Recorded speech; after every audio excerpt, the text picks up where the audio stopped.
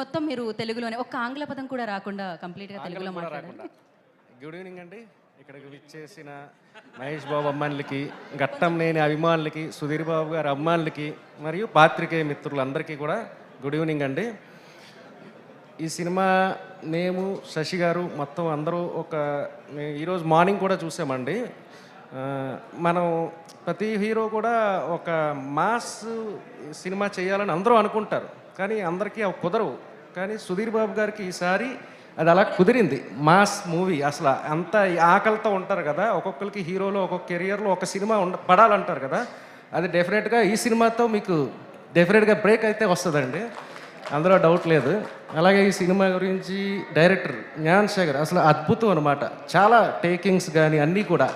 అలాగే music director Chetan RX-100 తర్వాత నేను మళ్ళీ అంత ఫీల్ అయ్యి అసలు సీన్ బై సీన్ అలా లేపుతానే ఉన్నారు. ఇంటర్వెల్ ముందు కానీ క్లైమాక్స్ కానీ అసలు అదిరిపోయింది, అసలు అందులో డౌట్ లేదు.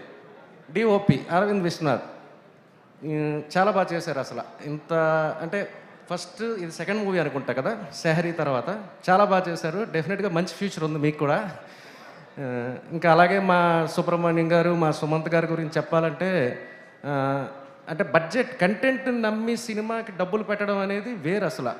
ఎందుకంటే ఇంత బడ్జెట్ మీకు ప్రొడక్షన్ వాల్యూ, మీరు ముందు బయటకు వచ్చిన తర్వాత అందరూ చెప్పేది ప్రొడక్షన్ వాల్యూస్. అసలు ఇంత ఇదిగా చేసినందుకు కూడా డెఫినెట్గా మిమ్మల్ని అప్రిషియేట్ చేస్తారు సార్.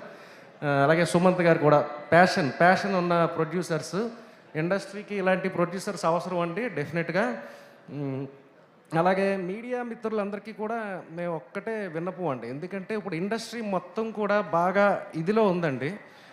దాన్ని ఎలాగన్నా సరే ఇది చేయాలంటే మంచి సినిమాలు రావాలన్నప్పుడు నేను కోరుకునేది ఒక్కటే.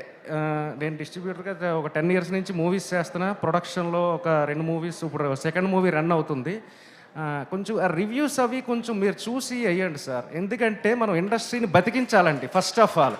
ఎందుకంటే మనం రివ్యూస్ రాసేసి మనం ఏదో రాసేస్తున్నాం. ఇప్పుడు విశ్వక్ గారిని మనం మాట్లాడుకున్నాం, ఉదయాన్నే నా సినిమా స్టార్ట్ అవ్వకుండా నాది 4 రివ్యూ వేసారు, షోలే పడలేదని పాపం చాలా ఫీల్ అయ్యారు.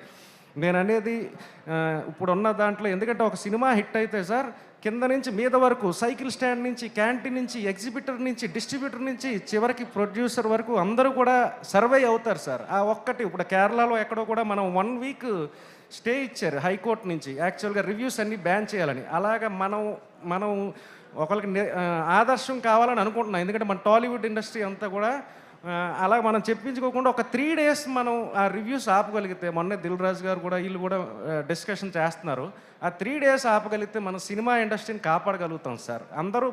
అందరూ హ్యాపీగా ఒక ఫ్యామిలీ లాగా ముందుకు వెళ్ళాలి అంటే మాత్రం డెఫినెట్గా అది మీడియా మిత్రులకు నేను రిక్వెస్టింగ్ చేస్తున్నాను, అంతే, ఇంకేం కాదు.